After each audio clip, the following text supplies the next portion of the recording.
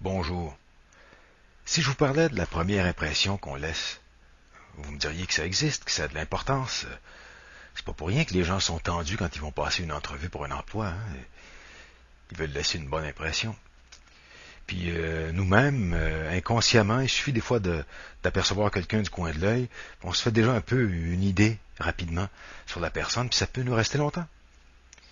En lisant, il se passe un peu la même chose. Les premiers mots d'une phrase vont nous frapper, puis nous rester derrière la tête comme quelque chose d'important pendant qu'on va lire la phrase.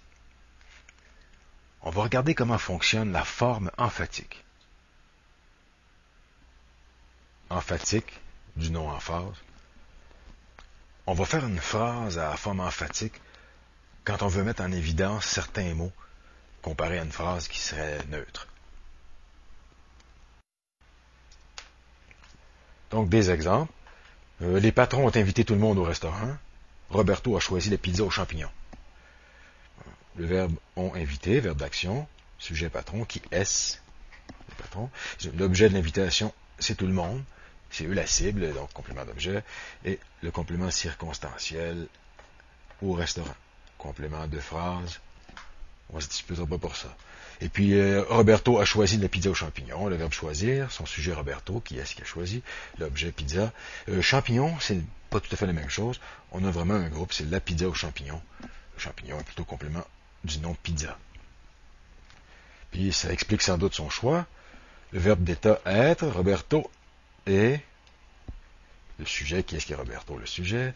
Et comment est-ce qu'il est? Quelle manière d'être on lui attribue? Végétarien. Donc, c'est l'attribut du sujet.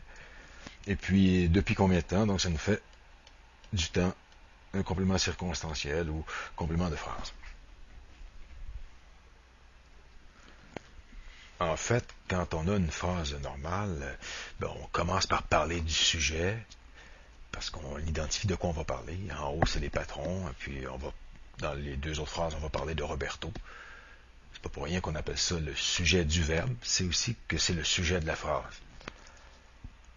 Donc, la recette, ce sera d'abord identifier de quoi on parle, et puis ensuite, qu'est-ce qu'on a à en dire? Le sujet, puis la deuxième partie qu'on appelle le prédicat. Hey, as-tu entendu la dernière à propos de Roberto? Identifier le sujet. Ça a l'air qu'il est végétarien depuis 5 ans. L'information à propos du sujet, prédicat. Donc, quand on fait rien, qu'on laisse la phrase comme ça, le sujet, comme il apparaît dès le début, il va toujours attirer l'attention. Bon, on va jouer là-dessus si on veut modifier l'impact des mots, des différents mots dans la phrase. Mais si on ne veut pas que ce soit toujours le sujet qui soit sous les projecteurs. Il y a 3 procédés surtout pour faire ça. Le premier, ça tombe sous le sens, ça va être de déplacer les mots qui sont loin, puis de les ramener au début en position avantageuse.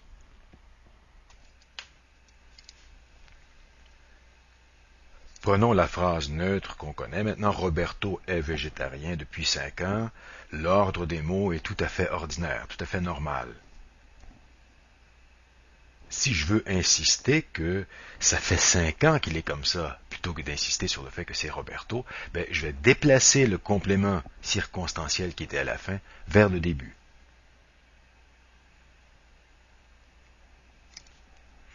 Maintenant, c'était assez facile de le déplacer, ce complément-là, parce que c'est justement un complément circonstanciel, un complément de phrase qui ont comme propriété d'être assez mobiles dans la phrase. Maintenant, permettez-moi d'attirer votre attention sur la présence de la virgule ici. La virgule qui est là sert à signifier au lecteur « Je le sais, je suis pas fou, même si ma phrase commence pas par un sujet, j'ai fait exprès, j'ai déplacé des mots qui étaient ailleurs, je les ai amenés au début. » La virgule qui est ici signifie qu'il y a eu justement une inversion.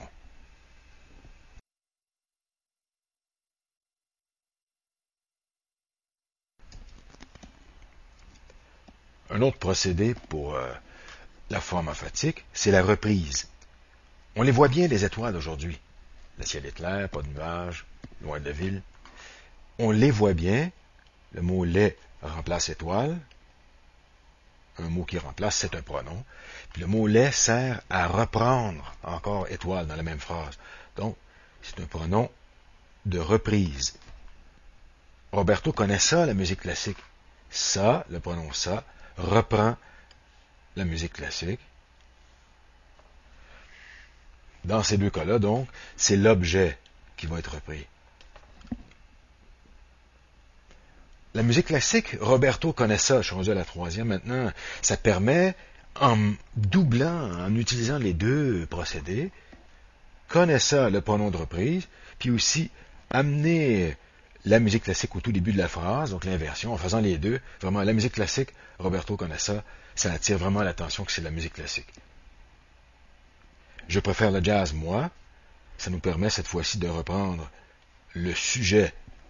Et il suffit pas, ici, il n'y a pas seulement le sujet au tout début avec je, mais il est repris, donc ça indique que c'est moi dans une discussion. Et puis moi, je préfère le jazz. Ben lui, comme en plus de doubler le sujet avec moi, on l'a ramené au tout début avec une inversion. Vraiment, ici, l'emphase est vraiment mise sur le sujet.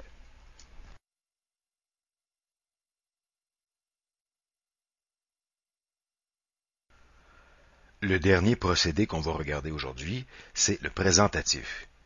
Le présentatif, c'est que. C'est le jazz que je préfère. Le présentatif nous a permis de présenter l'élément qu'on veut mettre en évidence. Ici, c'est le jazz, le complément d'objet direct, jazz. C'est de toi que je parle. C'est que, ça nous a permis de mettre en évidence toi, le complément toi. Maintenant, ce complément-là, il est introduit par la préposition de, donc c'est pas un complément direct, c'est un complément indirect, un objet indirect. C'est Roberto qui connaît la musique classique.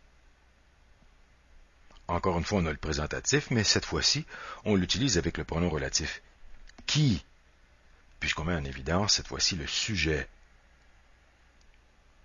D'ailleurs, le présentatif c'est qui, c'est justement une technique qui est souvent suggérée pour trouver correctement le sujet.